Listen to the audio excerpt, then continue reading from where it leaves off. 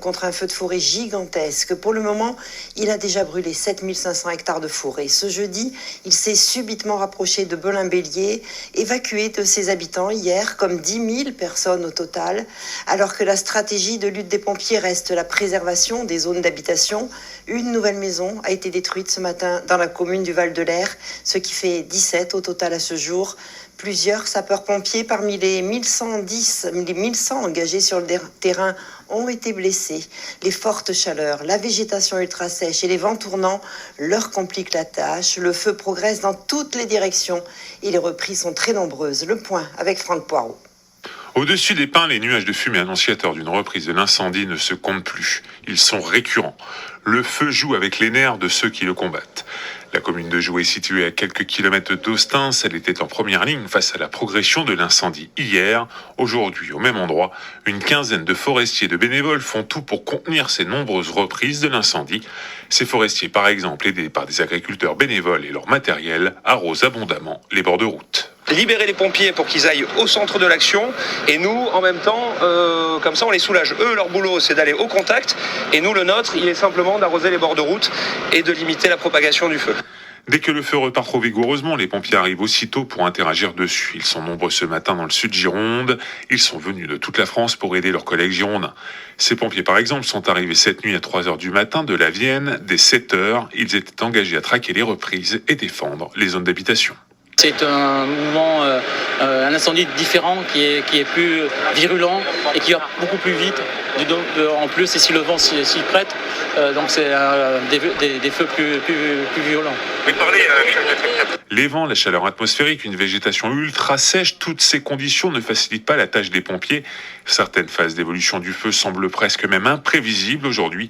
L'incendie a un comportement à géométrie variable. Il ne suit plus forcément la direction du vent. Il est devenu si important qu'il crée ses propres courants d'air. Il s'auto-alimente.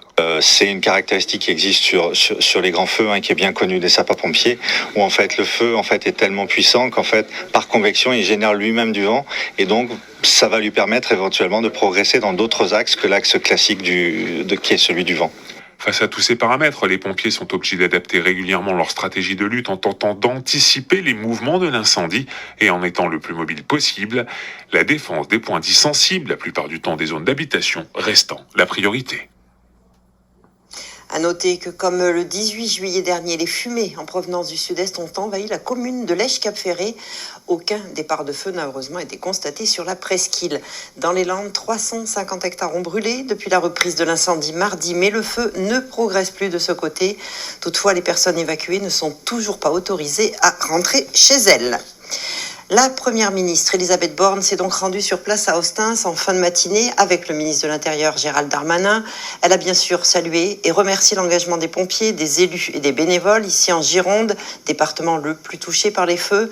La première ministre a annoncé un renfort de moyens pour la Gironde, comme l'avait promis Emmanuel Macron lors de sa visite fin juillet, avec aussi l'aide de l'Europe. Écoutez. Depuis, on est passé de 2 hélicoptères bombardiers d'eau à 9 aujourd'hui et d'ici la fin de la semaine, 11 hélicoptères bombardiers d'eau.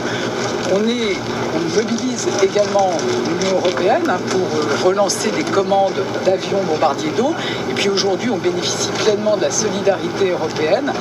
Il y a des Canadair grecs qui vont arriver aujourd'hui. On a aussi les avions suédois.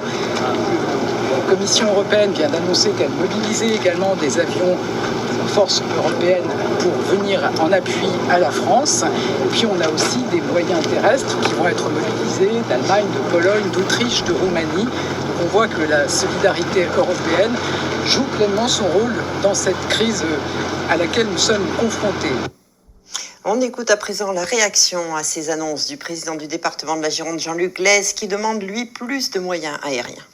Tous les moyens sont bons à prendre. Le feu est d'une telle ampleur, c'est un feu historique, au même titre que le feu de 1949. Donc il faut que tous les moyens soient déployés ici pour que nous puissions arriver à maîtriser cet incendie. Pour autant, ces moyens-là arrivent un peu tardivement. Il aurait été intéressant que nous les ayons avant, au moment où le feu a débuté.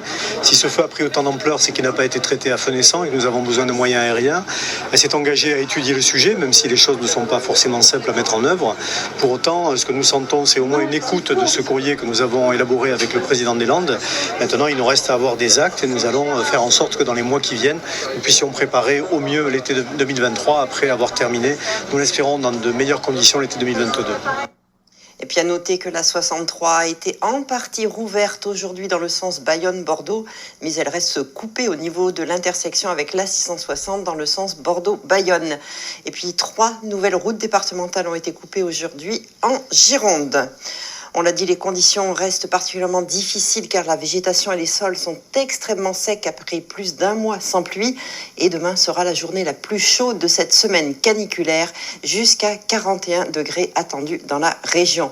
Et puis regardez ces images, on dirait de la lave en fusion. En réalité, ce sont les images du sous-sol filmées avec une caméra thermique embarquée sur un drone. C'était début août autour du lac du Bousquier à Ostens.